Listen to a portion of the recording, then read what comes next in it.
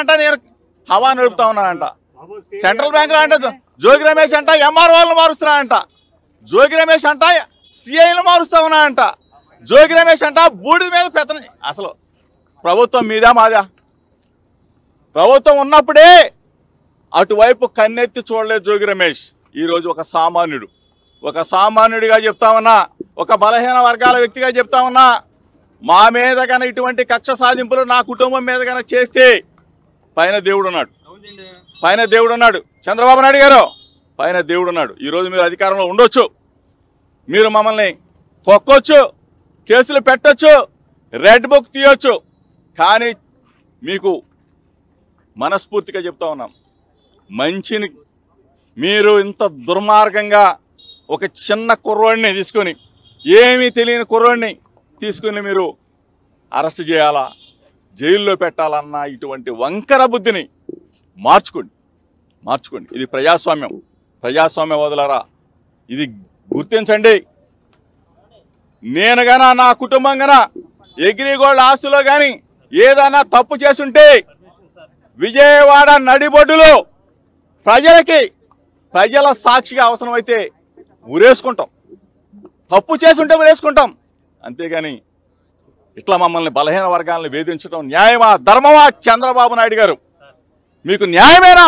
చంద్రబాబు నాయుడు గారు, దయచేసి మరొకసారి మీరు ఆలోచన చేసుకొని మీడియా మిత్రుల ద్వారా ప్రజలందరికీ కూడా 50 మంది ప్రజలందరికీ కూడా ఇది జోగి రమేష్ మీద కుమారుడి మీద జరిగిన దాడి కాదు. కొనుగోలు చేస్తామో అట్లానే కొనుగోలు చేసి రిజిస్ట్రేషన్ చేసుకున్న తర్వాత అది మళ్ళా వేరే వాళ్ళకి అమ్మటం జరిగింది. అంటే ఏ విధంగా అయితే మనం భూమి కొని అమ్ముతామో అట్లాగనే అది వాళ్ళు మా దగ్గర నుంచి కొనేటప్పుడు కూడా ఈనాడు పేపర్లోనే పబ్లిష్ చేయించుకొని,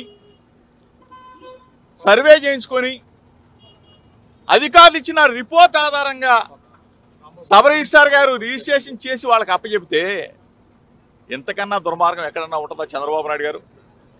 దయచేసి నేను మిమ్మల్ని అడుగుతా ఉన్నా, నా మీద కక్ష ఉంటే నా మీద తీర్చుకోండి.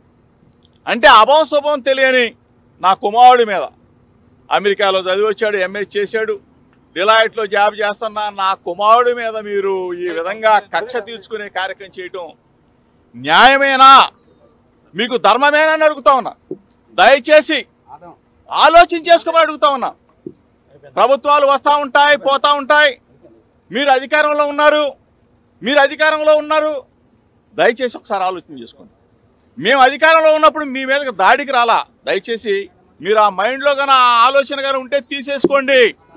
ఆనాటి ముఖ్యమంత్రి జగన్మోహన్ రెడ్డి గారి మీద అయ్యన్న పాత్రుడు గారు చేసిన విమర్శల్ని నానా బూతులు తిట్టిన తర్వాత మీ ఇంటికి వచ్చి ఒక పెద్ద మనిషికి నిరసన తెలియజేయడానికి వచ్చాను తప్ప మీకు చెప్తే ఈ వ్యవస్థని మారుస్తారేమో, 40 సంవత్సరాల చరిత్ర ఉన్న రాజకీయ అనుభవం ఉన్న చంద్రబాబు నాయుడు గారు ఒక మంచి చేస్తారేమో, ఒక మంచి ఉద్దేశంతో రాజకీయాలను తీసుకొస్తారేమో అని చెప్పేసి మేము ఆలోచన చేశాం. కానీ దయచేసి ఇటువంటి దుర్మార్గాలకి ఒడి కట్టవద్దు చంద్రబాబు నాయుడు గారు.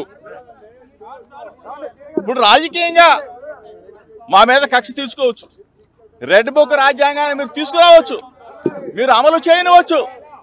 మా మీద ఎందుకు సార్? మీరు 5 కోట్ల